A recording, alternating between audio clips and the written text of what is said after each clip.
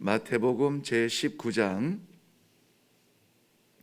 16절부터 22절 말씀 보려고 합니다. 마태복음 제19장 16절부터 22절 말씀입니다. 우리 함께 읽겠습니다. 시작. 어떤 사람이 주께 와서 이르되 선생님이여 내가 무슨 선한 일을 하여야 영생을 얻으리이까? 예수께서 이르시되 어찌하여 선한 일을 내게 묻느냐? 선한 이는 오직 한 분이시니라. 네가 생명에 들어가려면 계명들을 지키라. 이르되 어느 계명이오니까? 예수께서 이르시되 살인하지 말라, 간음하지 말라, 도둑질하지 말라, 거짓 증언하지 말라, 내 부모를 공경하라, 내 이웃을 내 자신과 같이 사랑하라 하신 것이니라. 그 청년이 이르되 이 모든 것을 내가 지키었사온데 아직도 무엇이 부족하니까? 예수께서 이르시되 네가 온전하고자 할진대 가서 내 소유를 팔아 가난한 자들에게 주라. 그리하면 하늘에서 보화가 네게 있으리라.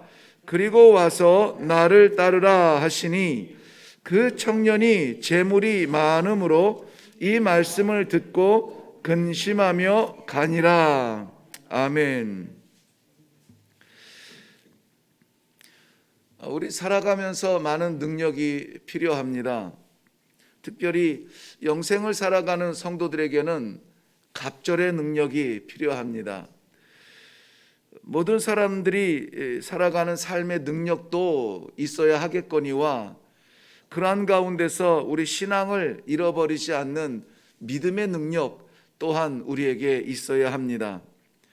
고린도전서 4장 20절 말씀에는 하나님의 나라는 말에 있지 않고 오직 능력에 있느니라 그렇게 말씀해 주고 있습니다. 오늘 본문에서 예수님을 찾아온 이 한 사람, 바로 그 능력에 대해서 묻고 있습니다. 아마 많은 능력을 가진 그러한 사람인 것 같습니다. 율법적으로도 그리고 사회적으로도 무엇 하나 부족함이 없이 열심히 살았던 그러한 사람인 것 같아요. 그런데 예수님께서 영생을 묻는 그에게 아주 심각한 장애가 있는 것을 발견하시고 그 장애를 고쳐주시려고 시도하십니다. 그런데 성경에서는 오늘 마지막 단어가 뭐냐면 간이라 이렇게 되어 있어요. 우리 모든 사람들은 다 갑니다. 그런데 귀한 것은 따라가야 되는데, 예수님을 따라가야 되는데 우리의 길로 가게 되면은 우리는 길을 잃어버리게 됩니다.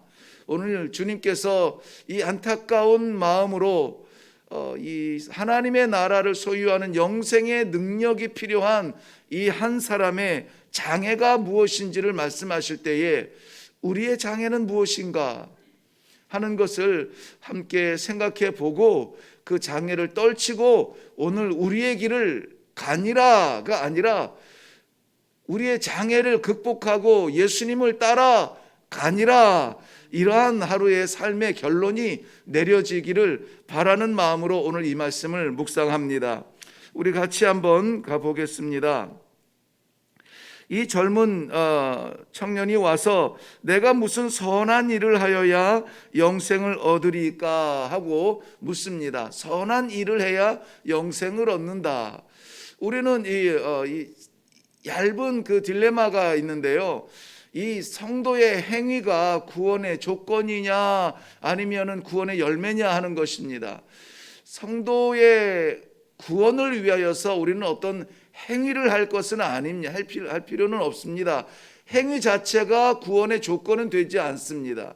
우리는 구원을 이미 받은 사람으로서 그 합당한 책임을 감당하는 삶의 모습이 행위로 나타나야 된다는 것입니다.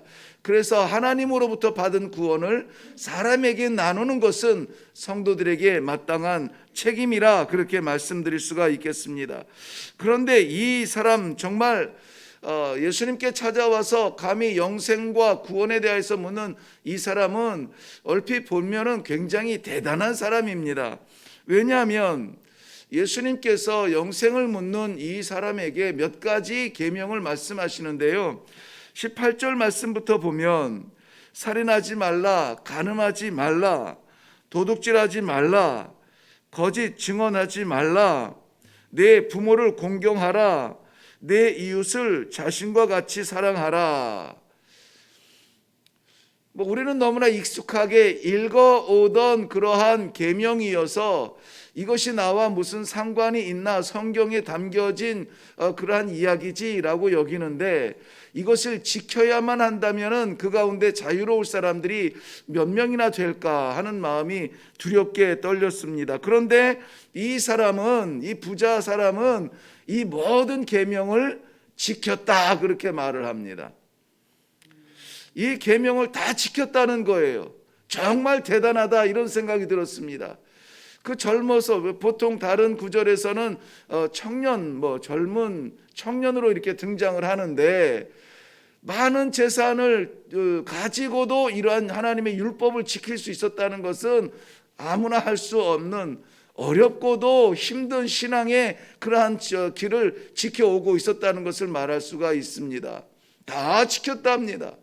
우리가 날마다 받는 하나님의 말씀을 우리는 지키지 못하여서 하나님 앞에 나올 때마다 송구하고 죄송하여서 주님, 이제인 또 왔습니다, 또 마음에 범죄하였습니다, 또 남의 것을 착복하였습니다, 또 사랑하지 못했습니다, 공경하지 못했습니다, 늘 연약함으로 주 앞에 오는데 당당하게 나는 그것을 다 지켰다고 말하는 이 사람 대단하지 않습니까?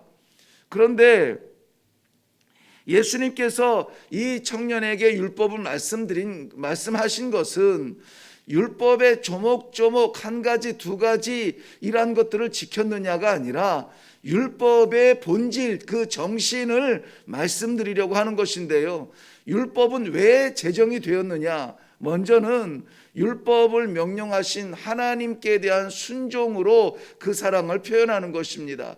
그리고 그 율법을 실천하는 우리 삶 가운데 만나야 하는 이웃들을 사랑하는 것입니다.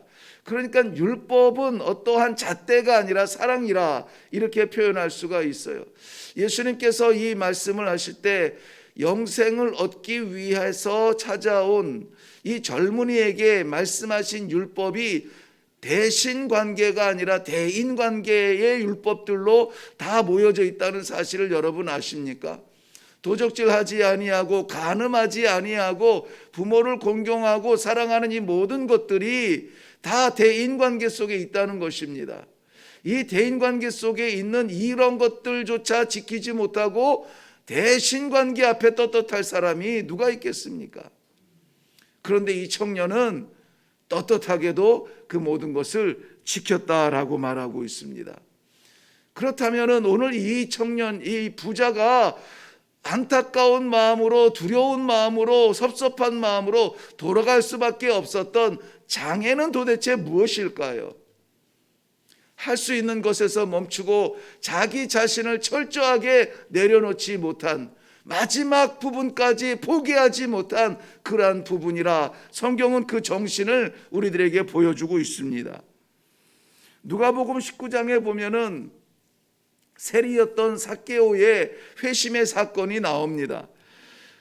예수님께서 자신의 집에 들어와서 함께 머무는 그 영광을 보여주셨을 때에 삭개오는 이렇게 고백합니다.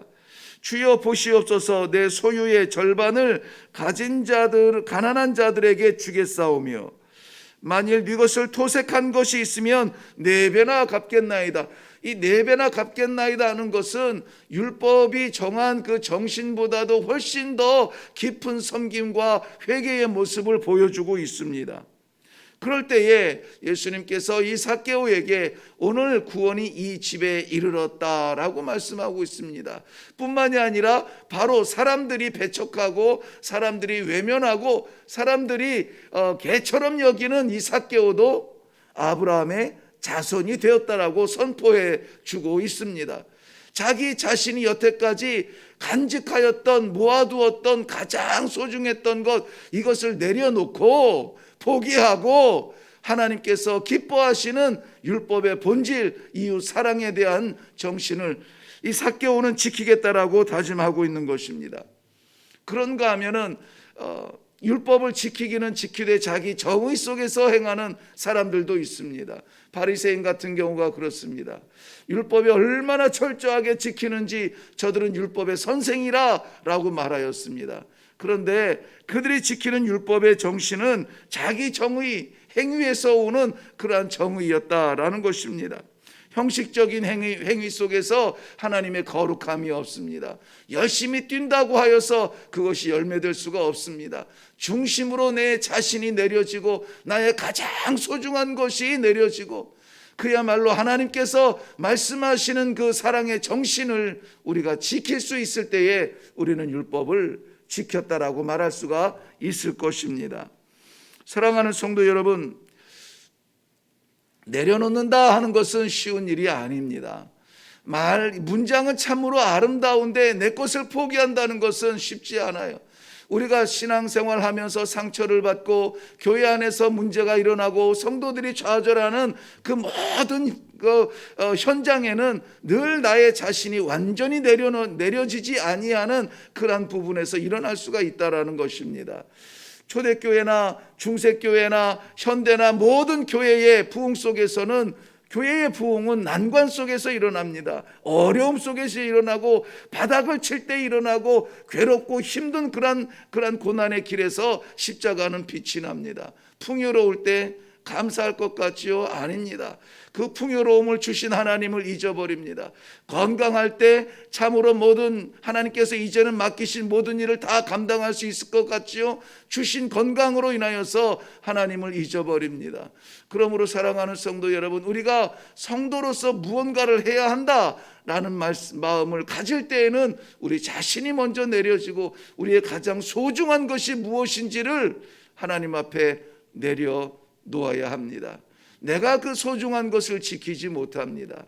내가 잡을 때 그것은 내 것이요, 하나님 앞에 내려놓을 때 나 자신이 드려지는 것을 우리는 경험하게 될 것입니다. 나의 정의조차도 내려놓아야 합니다. 나의 판단과 나의 실력조차도 내려놓아야 합니다. 그저 하나님께서 주시는 그 본질적인 율법의 정신, 사랑의 마음을 우리는 실행하며 살아가야 될 것입니다. 이 사람에게는 재물이 많았습니다. 부자라고 했습니다.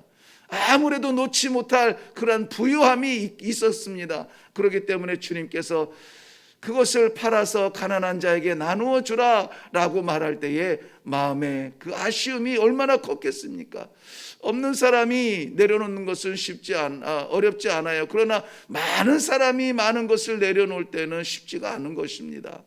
사랑하는 성도 여러분, 간절하게 나의 최고 것이라고 생각하는 그것이 무엇입니까? 재물일까요? 성공일까요?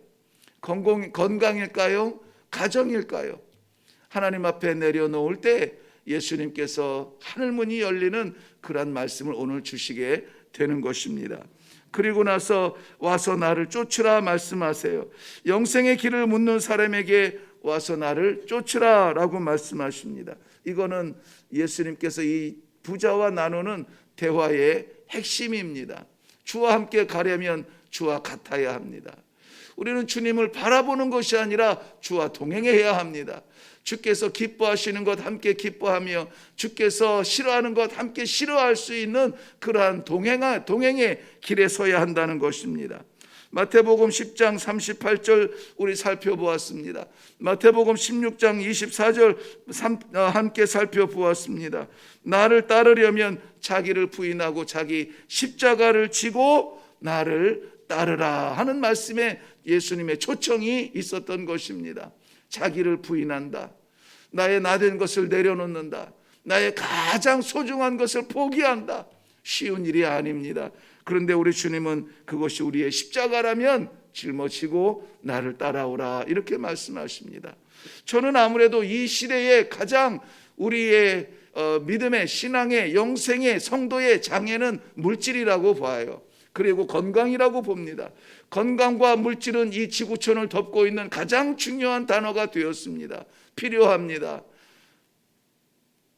그런데 그것이 우리 주님을 바라보는 그 성도의 길에 장애가 된다면 어떻게 해야 될까요? 무엇을 잡아야 될까요? 성경에서는 동일하게 바알리알과 하나님을 같이 섬길 수 없다고 분명히 말씀하고 있습니다. 우리는 무엇을 위해서 무엇을 쓸 것인가, 이것을 분명히 정해야 되는데요. 재산을 위하여서 하나님을 쓸 것이냐, 우리 건강을 위해서 하나님을 부를 것이냐, 하나님을 위하여서 우리의 재산을 쓸 것이냐, 하나님의 기쁨을 위하여서 우리의 건강을 쓸 것이냐, 이 질서가 분명하게 잡혀야 됩니다. 이것이 표현되어져야 합니다. 생각이 아니라 행실에서 나타나야 됩니다. 그리고 나서 나를 따르라, 우리 주님께서 말씀하세요. 너무나 이 허황된 공중에 빙빙 떠도는 단어들입니까? 저는 모르겠습니다. 그러한 예가 나올지는 모르겠지만은 이레교회에 와서 5년 전 그야말로 방향성을 정할 때에 여러 가지를 신앙의 질서들을 나누면서 이런 예가 모델이 우리 교회에서는 좀 나왔으면 좋겠다 그랬습니다. 어르신들 자녀들에게 유산 물려줄 거 많이 고민하면서 이런 모양 저런 모양으로 작정들을 하시는데, 유산의 11조를 주의 재단에 선교를 위하여서 올려놓을 수 있는 그러한 용기가 있는 어르신들이 우리 교회에서 좀 나오면 좋겠다. 저는 어렵지 부끄럽지 않게 그러한 이야기를 나누었습니다. 그건 다라고 하는 것이 아니라 우리 정신인 것이에요. 하나님께서 내게 주신 이 귀한 일생을 주님 은혜로 살았습니다 하는 그러한 고백입니다. 마치 광야에서 하나님을 만나고 11조를 약속했던 야곱의 그러한 고백과도 같은 것입니다. 어렵죠. 쉽지 않습니다.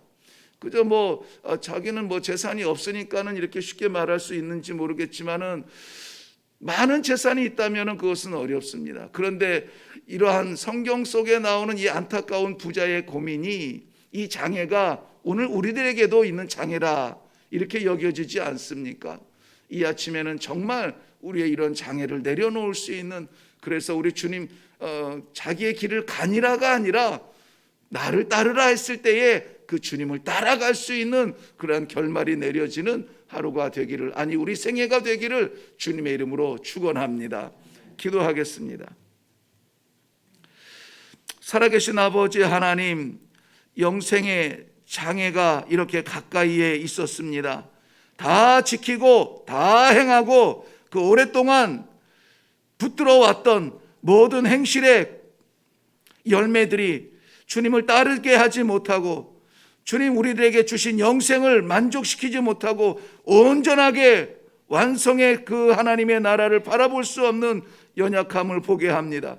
아버지, 주님께서 기뻐하시는 말씀의 본질을 따라서 오늘 우리가 고민하게 하시고, 무엇이 주님을 온전하게 따르는 것에 장애가 되는지 철저하게 기도하게 하시고, 하나님 주님 따르겠습니다 고백하는 이 아침이 되게 하여 주시옵소서.